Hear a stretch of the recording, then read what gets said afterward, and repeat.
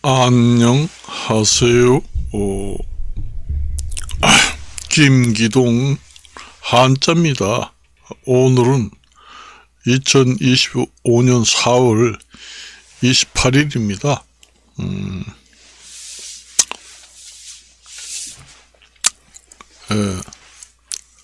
오늘 뉴스를 보니까 한덕수 국무총리가 지지율이 점점 높아진다. 제가 저번 시간에도 얘기했잖아요. 제가 100살 가까이 먹고 지금의 이 국제사회가 혼란스러울 때 새로운 사람을 찾는다는 것도 좋은 현상이 못 됩니다.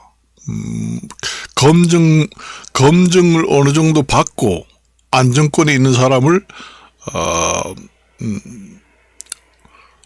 대통령으로 세우는 것이 좋다, 그런 얘기를 했어요. 제 얘기가 맞잖아요. 여러분들이 이거 생각해봐요. 우리가 자꾸 혼자 사는 사람이 이 사람 바꾸고 저 사람 바꾸고, 그 사람이 그 사람이야. 그 남자가 그 남자고 그 여자가 그 여자야. 뭐 별다를 게 없더라, 그런 얘기 하잖아요. 사람이라는 건 자꾸 새로운 사람을, 신선한 사람을 선택하려고 그러잖아요. 그러면은 시행착오가 생겨가지고 또 혼란스러운 일이 생길 수도 있고, 정치라는 것이 정책을 펼 때 지금의 5년 단임제를 해도 지금의 5년 동안의 그 정치를 계획을 세워가지고 마무리를 짓는 것도 짧은 기간입니다. 그래서 내가 보기에는 한 8년 정도, 10년, 4년 중임제가 적합하지 않나, 이런 생각이 들어요. 지금 이 어려운 시기에 자꾸 새로운, 이 사람이 나쁘니까 새로운 사람을 안 치면은 기대는 많이 되지요. 그렇지만 기대를 했는데 또 시행착오가 생겨가지고 뽑을 때는 좋았는데 뽑아놓고 보니까 또 별로다, 이럴 수도 있다는 얘기죠. 그렇기 때문에 이 국제사회가 혼란스러울 때는 한덕수 국무총리가 지금 거의 3년 가까이 검증받고 안정권이다. 그리고 일본이나 트럼프 일본에서도 한일 관계를 상당히 중요시 여깁니다. 앞으로 우리나라가 대통령 선거가 어떻게 돼서 누가 들어서면은 한일 관계가 어떻게 될 것인가, 서로 한일 관계가 사이가 좋아야 되는데 이렇게 염려를 하고 있을 겁니다. 미국에서도 마찬가지예요. 원래 한미일 관계가 좋아야 된다는 얘기예요. 그래서 외교 관계 노선도 영속성이 있어야 된다. 자꾸 바뀌면은 바뀌는 것만큼 시행착오가 생깁니다. 그래요. 원래가 그렇습니다. 이 어려운 시기에 우리가 어느 정도 검증되고 안정권에 있는 사람을 뽑아서 대처하는 것이 가장 좋은 방법이고, 그렇다고 내가 저번에도 얘기를 했잖아요. 내가 국민의당이 돼서 내가 얘기하는 게 아니라, 사람이라는 것은, 제가 한학자잖아요. 사람이라는 것은 자꾸 새로운 사람을 선택합니다. 우리가 이제 예를 들어서 이제 결혼을 했는데 이제 남자 여자 살아보니까 마음이 안 맞는다. 그러니까 이혼하고 다른 사람을 선택하면은 좀 좋아지겠지 해서 다시 또 재혼을 하잖아요. 재혼해보니까 더 하더라.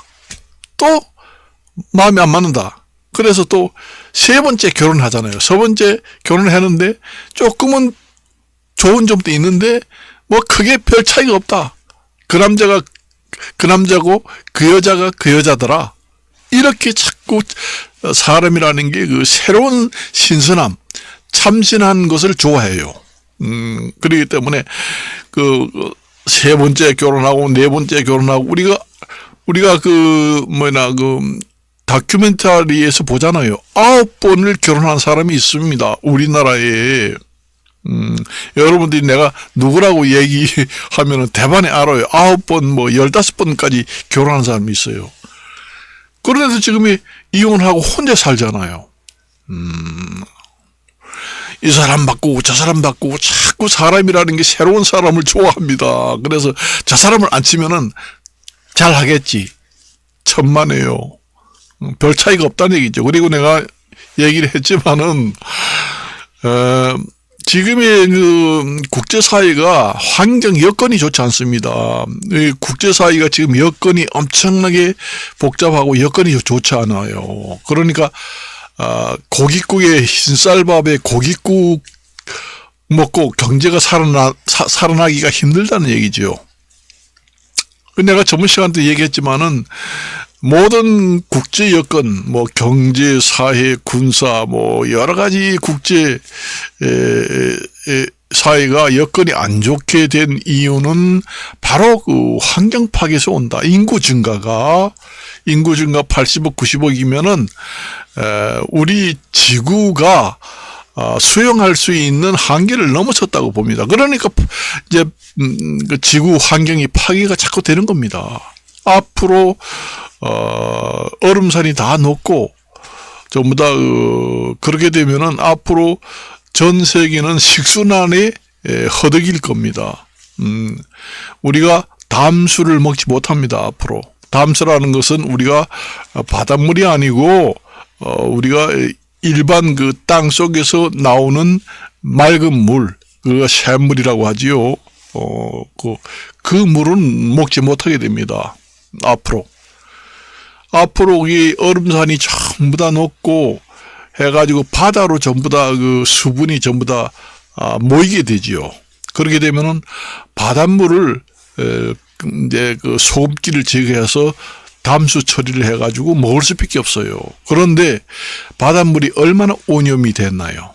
엄청납니다. 지금의 지구상에 있는 땅 속에 있는 담수, 그냥 우리가 보통 먹는 보통 물은 바닷물보다 오염이 좀 덜합니다. 아무리 바닷물을 담수처럼 담수 처리해가지고 먹는다고 해도 완전 제거가 불가능해요. 앞으로 전 세계적으로 그 식수난이 엄청나게 다가올 것이다. 그리고 내가 저번 시간도 얘기했잖아요. 사람이 인구가 점점 많아지면은 국제 여건, 군사, 경제, 사회, 이 사람 살아가는 일상, 라이프 생활 모든 것이 여건이 좋지 않으면은 한국의 특출한, 아니면 미국의 특출한, 다른 나라의 특출한 대통령이 정말 그 손오공, 하늘에서 떨어진 귀신이 나타나는 대통령이 있다. 재주를 잘 부리고 머리가 좋고 완전 귀신이다. 그런 사람을 갖다가 지금의 나라의 임금으로 앉혀도 지금의 국제 여건이 좋지 않기 때문에 뾰족한 수가 없습니다. 경제 성장률을 또 2자리도 불가능하고. 불가능해요. 제가 왜서 이렇게 비관적인 얘기를 하겠어요. 저도 좀 잘 돌아가고 이래서 좀 물가도 안정되고 이래가지고 좀 살아봤으면 좋겠습니다.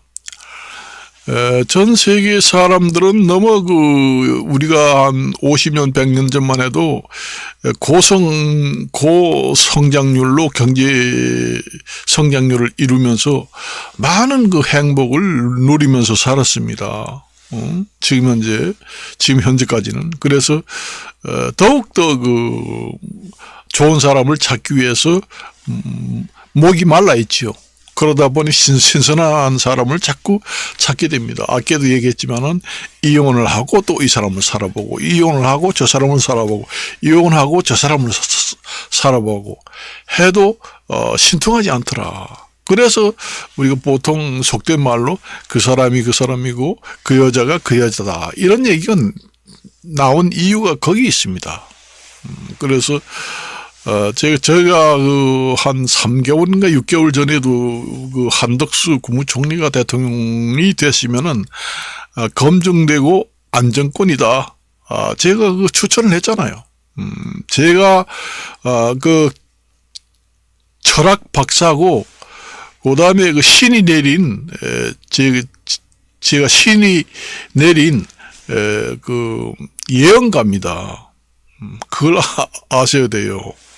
뭘 아느냐? 제가 왜 이런 얘기를 했어요? 내가 저는 입당한 거, 국민의당 입당도 안 하고, 민주당에 입당한 당원도 아니에요. 아무, 당에 입당을 하지 않은, 그냥 평범한 초에 묻혀 있는, 공부만 하는 사람입니다. 공부만 하는 사람이에요. 그래서, 그런 얘기를 하는데, 지금의 한덕수 국무총리가 나오면은, 대통령 후보들끼리, 단일화를 해야 된다. 빅텐트로. 그렇게 되면은 한덕수가 후보로 나오고 다른 후보들이 단일화를 하는 것이, 적절하다. 그렇게 보면 됩니다. 행정 경험, 모든 것이 한 번도 안 해본 사람이 잘하려고 해도 경험이 없으면은 시행착오가 반드시 따르게 됩니다. 그렇잖아요? 우리가 처음에 회사 들어갔을 때, 나도 공무원 생활 했지만은 처음 시험을 봐가지고 공무원 들어가면은 6개월인가 몇 개월은, 정식 공무원이 안 됩니다. 안 되고 정식 공무원이 아니고, 이제 검증을 받습니다. 그러니까, 우리가 회사에 들어가도 3개월 수습 기간이라고 있잖아요. 그냥 공무원 시험을 봐도, 이 사람이 실력 좋고, 참, 좋은 성적으로 들어왔는데 수습 기간을 공무원도 6개월을 줍니다. 그리고 이제 6개월 동안에 근무하는 걸 봐서 됐다 하면은 그때 이제 수습 기간이 없어집니다. 그게 이제 시행착오를 보는 거예요. 아무리 사람이 머리고 좋고 뛰어난 사람이라고 하더라도 경험이 무시 못합니다. 경험이 시행착오를 예방하는 거예요. 경험이 많아야 시행착오가 덜 생깁니다. 이 험난한 지금의 국제사회에서 지금의 시행착오를 자꾸 생기면 되겠나요? 검증된 사람을 안정권에다가 앉혀야 된다.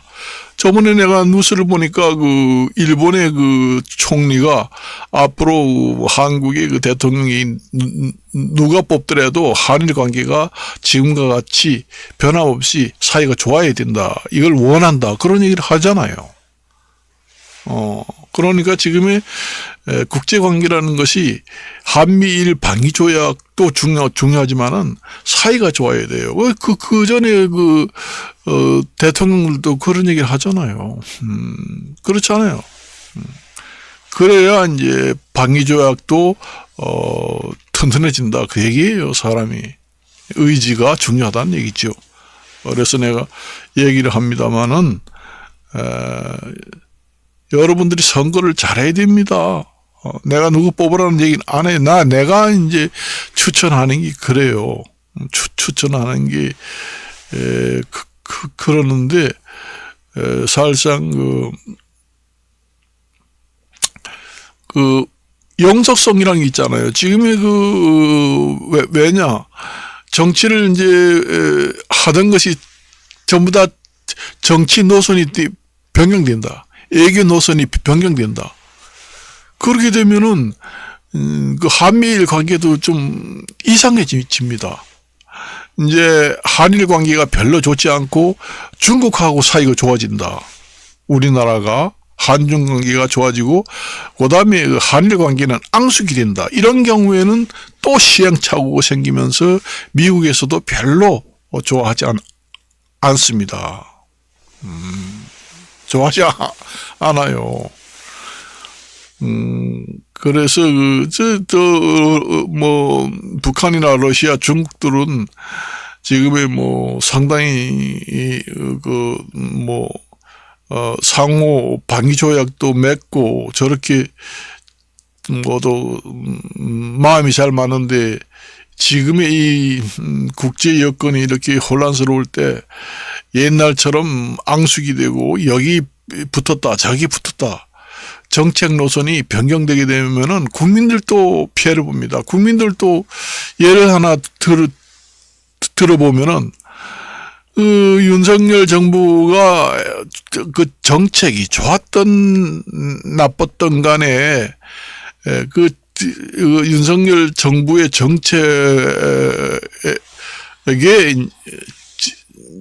정책에 이제 부응해서 젊은이들이 진로도 새로 만들고 대학교는 어떤 데 가야 되고 앞으로 시험을 어떻게 봐야 되고 이런 것도 젊은 사람들의 입시 진로라든가 그다음에 인생 진로 이런 것이 설정이 돼 있는 것을 갑자기 180도로 확 바뀌어 가지고 변경한다. 그러면 젊은이들이 학원에 다니고 뭐 다니고 여기 다니고 했던 것이 너무 정부가 이랬다 저랬다가 해가지고 이 꼴이나 그런 얘기를 하잖아요.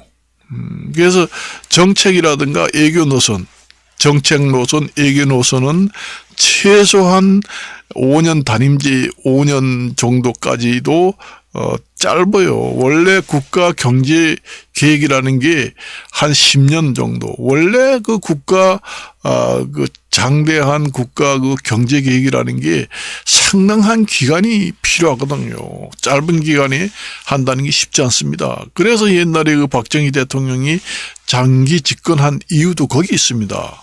12년 이렇게 한 이유가. 그렇게 정책을 펴야지만은 이제 제대로 이제 성과가 나타나고 또 정권이 자꾸 바뀌면은 정책 노선을 이어서 하지 않고 자꾸 그 정책은 하지 말자 해서 변경하고 또 그전에는 이제 원자력 발전소를 전부 다 없애버리고 뭐 친환경으로 하자 뭐 이렇게 했다가 또 원자력 발전소를 많이 짓자 또 원자력 발전소를 또 줄이자 이렇게 자꾸 변동되면은 그러잖아도 어려운데 국가 성장 동력이 받쳐주지 못합니다. 이제 국가 경제 정책을 세웠는데 쭉 연결돼 가지고 이어가야 되는데 중간에 또 사람이 바뀌어 가지고 정책 노선이 바뀌면은 중간에 완전히 절단이 되잖아요. 그럼 그게 못 쓰게 됩니다. 안 돼요. 안 됩니다, 그게. 그래서, 지금의 제가 얘기했지만은, 우리가 지금 살고 있는 게 너무 지금의, 업그레이드 된 상태에서 지금 살고 있습니다. 좀 줄여야 돼요. 자동차도 좀 줄이고, 옛날에 우리가 고성장을 하기 전에는, 집집마다 자동차가 없었습니다. 제가 초등학교 다닐 때는 1960년대, 50년대에 초등학교 다녔는데, 그때는 좀 산다, 사장님들이나 자동차 몰고 다녔잖아요. 그래서 요즘에는 그게 놀러 다니려고 하는 게 아니라 먹고 살라고 차를 산다. 그런 얘기 하잖아요. 그렇게 얘기하는 것도 이유가 되지만은, 사람이 어렵게 살면은 자동차 사가지고 생업을 이어간다는 것도 생각하지는 못합니다. 옛날에는 소나 사람의 힘으로 전부 다 벌어먹고 살았어요.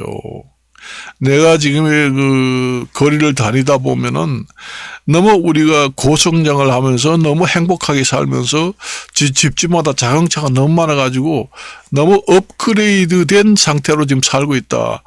지금의 허리를 졸라매야 할 시기예요. 국제적으로. 그렇기 때문에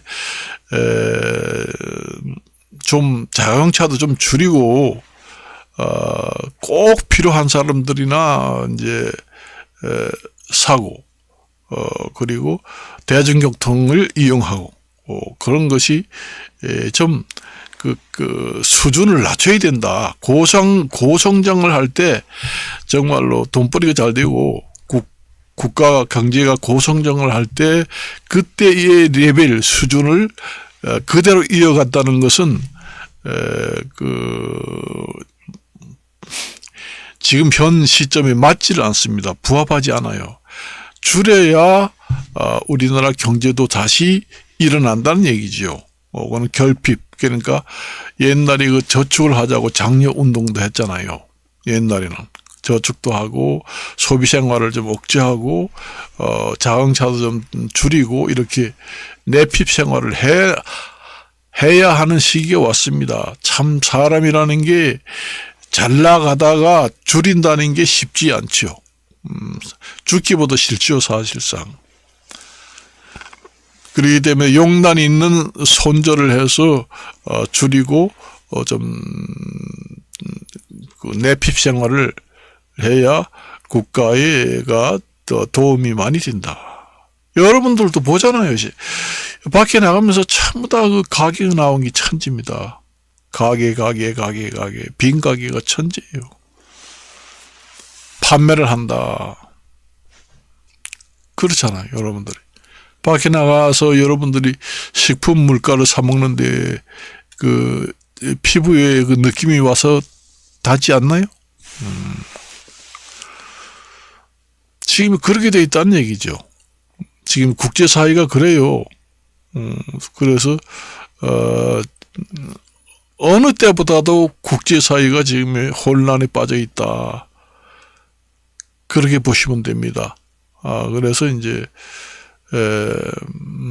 어느 옛날처럼 리더를 해가는 국가들도 어렵게 돼 있고, 그렇기 때문에 좀 빈약하고 약소한 국가들은 더 어렵다. 큰 나라들도 지금 어려워하는데 그 작고 약소 국가들이 더 어렵죠. 어렵습니다. 사람이 어려울 때는 자꾸 변경을 하면 안 된다는 얘기예요. 그동안에 검증을 돼가지고 우리가 어느 정도 검증된 사람이 정치를 어느 정도 해봤고 검증되고 경험이 있는 사람을 앉혀서 우리나라를 이끌어가는 게 가장 안정적입니다. 잘못 뽑아놓으면은 또 이게 대통령 된 다음에는 마음은 잘하고 싶지만은 그게 내가 마음을 먹었다고 해서 나라 정치를 잘하게 되는 게 아니에요. 국제 여건, 여러 가지 여건이 받쳐줘야 내가 마음 먹은 대로 할 수가 있다는 얘기죠. 여건이 지금 안 되잖아요. 안 됩니다.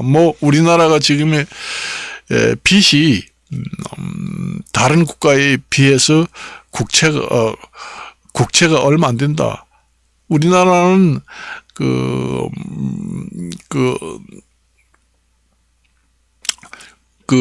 미국같이 달러,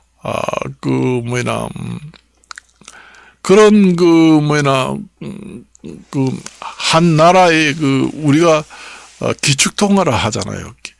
미국이 거의 한 70-80% 정도는 기축통화를 가지고 있는데 우리나라는 1%, 2%도 기축통화에 들어있지 않습니다. 기축통화가 되면은 부채가 좀 있어도 어느 정도 커버가 됩니다.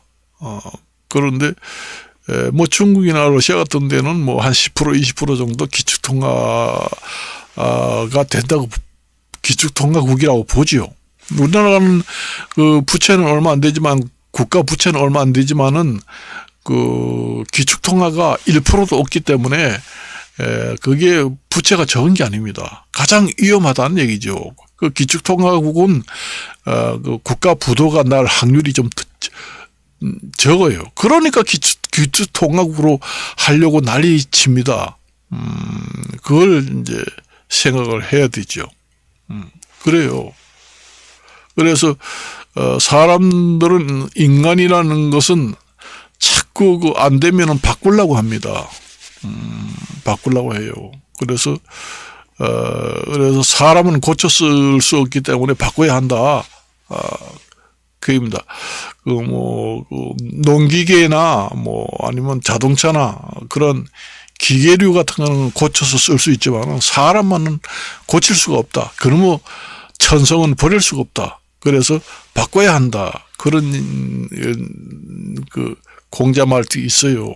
그렇지만은 지금의 이 국제 여건이 어려울 때 제가 한 6개월, 1년 전에도 얘기했잖아요. 가장 검증받고 안정권에 있는 대통령 후보감은 한덕수다. 제가 그런 얘기했잖아요. 제 유튜브를 보고 국민들이 동감을 해서 지금 지지율이 높아가는지 그거는 잘 모르겠습니다. 제가 잘 봤다. 지금에 봐서는 지지율이 상당히 높아지는 걸 보면은 제가 정말로 성견 지명한 이율곡, 저도 강릉 출신입니다만은 이율곡이가 이라고 하죠. 원래 이율곡이 탄생한 오죽헌, 강릉 출신입니다. 성견 지명해가지고 옛날에 신만 양병설을 이율곡 선생이 얘기했잖아요. 앞으로 일본이 쳐들어올 테니까 미리 10만 군사를 양성해야 된다. 그 얘기가 적중했잖아요. 그래서 그게 성경 지명하다. 저도 철학가고 예언가고 평생 공부만 하고 살았습니다. 그러니까 제가 왜서 이런 얘기를 하겠어요. 저도 국민의 한 사람으로서 여당을 지금의 저 완전히 여당에 완전히 편견적인 얘기한다. 그게 아니에요. 지금의 현재 국민의당이 5년 임기를 다 마치지 못하고 국가 정책 노선, 애교 노선이 완전히 3년도 안 돼서 완전히 변경된다. 그러면은 국민들이 피해를 엄청나게 봅니다. 그리고 외국에서도 싫어해요. 잘 지내라 그런 얘기를 했잖아요. 그 전에 한일 관계가 너무 앙숙까지 하지 말고 좀 잘해라 그러잖아요. 그런 5년도 짧은데 그게 2, 3년에 뒤바뀌어지면 국민들이 또 혼란스럽잖아요. 지금 그 얘기가 나오잖아요. 그 젊은 사람들이 학원에 다니고 뭐 다니고 했는데 어디 좀 그래서 인생 역전을 좀 해보려고 했는데 그것도 안 된다. 뒤바뀌어서 어떻게 해야 되나. 회사 그만두고 나와서 지금 학원에 다니고 있는데 완전히 이렇게 됐잖아요. 그거 한탄하잖아요. 그래서 내가 저번 시간에도 얘기했지만은 점점 사람들이 악만 남는다. 악이 목까지 차오른다는 얘기예요. 오늘 또 뉴스 봤잖아요. 그게 별의별 일이 다 일어나요. 이게 경제 불황이 오면은 경제 불황만 오는 게 아니라 거기에 동반해서 여러 가지 별의별 일이 다 일어납니다. 먹고 살기 힘들면은 별의별 일이 다 일어나요. 내가 어제 뉴스를 보니까 노인들이 폐지 줍다가 소주병, 맥주병 이런 걸 모아놓은 걸 훔쳐간다. 그런 텔레비 뉴스도 나오더라고요. 그러니까 OECD 국가 중에서 노인 빈곤율이 우리나라가 최고 빈곤율이 심합니다. 그러다 보니 노인들이 뭐를 먹고 살아요? 먹고 살 길이 없지요. 그러니까 폐지를 줍고 허기가 차가지고 배고픈데 너무 배고프면은 자기도 모르게 그 가게 들어가서 건빵을 먹게 됩니다. 눈에 헛개비가 보이면은 그렇게 된 상태가 별의별 짓이 다 일어납니다. 앞으로. 그래서 점점 그 흉악한 그런 일들이 많이 벌어지게 돼 있다. 그게 말하자면은 사람이 살기 어려우면은 스트레스를 받고, 스트레스를 많이 받으면은 정신질환이 생기고, 또 이상한 사람들이 많이 생기고, 그런 것이 자연의 이치입니다. 그래요. 그래서 이제 저도 이발소 자격증을 가지고 있지만은, 그래서 저도 이발소 자격증을 지금 나이가, 제가 이발소 자격증 딴 것이 젊어서 딴 게 아니라 70대 후반에 땄습니다. 80 다 돼서. 내가 늙어서, 폐지 줄 형편이 되면은 폐지 주어서 몇 푼 버나요. 하다못해 가위만 있으면은 2평짜리 가게를 얻어가지고 해도 밥은 먹고 삽니다. 먹고 살아요. 폐지 줍는 것보다 훨씬 수입이 높습니다. 그래서 땄어요. 저 같은 노인이 큰 돈이 없는데 내가 만일에 암이 걸렸다. 근데 치료를 하려면은 한 5억 정도 든다. 그러면은 별로 잘 살지도 못하는 게 집 다 팔아가지고 병 고치고 나면은 뭐 먹고 사나요? 고칠 수 있는 병이 한 5억 정도 든다. 한 6억, 10억. 그러면은 살려고 다 투자할 거 아니에요. 그러면 나중에 그 집 팔고 뭐 땅 팔고 해서 다 병원에 갖다 줘서 치료해가지고 살아났는데 그 다음에 뭐를 먹고 사나요? 폐지를 주어서 먹고 살 수밖에 없잖아요. 그걸 갖다가 생활할 수 있나요? 노인 일자리 가면 한 달에 30만 원, 29만 원 줍니다. 그걸 갖다가 먹고 살 수 있나요? 거기다가 장려금이 1년에 몇 번씩 나오고 안 됩니다. 기초생활수급자가 된다고 해도 한 달에 70만 원 갖다가 사나요? 지금의 기초생활수급자가 한 달에 75만 원인가 나옵니다. 그걸 사나요? 요즘에 그 노인 기초연금이 지금 30만 원인데 올려준다 하는 게 국가 지금 부채도 많고 형편이 안 좋아서 올려주지 않잖아요. 그거 갖다 먹고 사나요? 못 살죠. 그러니까 나도 앞으로 큰 병이라 걸려가지고 땅 팔고 집 팔고 완전히 바깥에 나앉게 됐다 했을 때 가위만 있으면은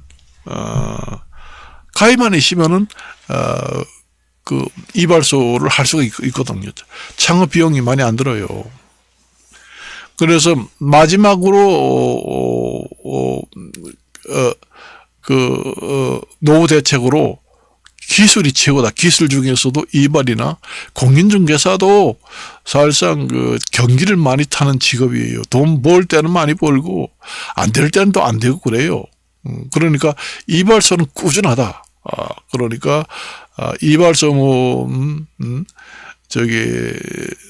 같은 컨테이너 박스를 갖다 놓고 걸린 생활시설을 좀 먹고 살라고 하는데 생활시설로 건축가에서 좀 해다와 하면은 해줍니다. 그렇게 해가지고 그런 데서도 해도 돼요. 그래서 이동식 주택을 조그마한 거 하나 사가지고 그 작은 도시 옆에 그런 데다가 갖다 놓고 이제 걸린 생활 시설로 해가지고 거기서 이제 이발소를 하면서 옆에서 같이 살기도 하고 그렇게 해가지고 먹고 살면 됩니다. 그래서 제가 이발소를 했어요. 여러분들이 이발소가 뭐 웃음 같지만은 상당히 그 직업으로서는 그만입니다. 여자분들도 늙어서 이발소 할 수 있느냐? 건강만 하면 할 수가 있어요. 그 일본에 같은 경우에는 180 먹은 할머니가 아직까지 현장에서 이발소 하면서 돈 벌고 있습니다. 그러니까 뜨뜻한 데 들어앉아서 손님 오면은 얘기장단도 하고 심심하니까 그러니까 좀 싸게 받고 머리 잘 깎아주고 하면은 먹고는 삽니다. 먹고는 살아요. 그래서 가장 그 노후 대책이고 그 경기를 많이 안 타고 창업 비용도 별로 안 들고 그렇게 하는 것이 이발소다. 그래서 앞으로 우리나라도 노후 대책으로 가계가 아닌 노상 이발소를 허가를 해야 됩니다. 그래서 가계 의들 형편이 안 되면은 거리에 나가서 노상 이발 영업을 해도 된다. 그래서 우리가 외국에는 있습니다.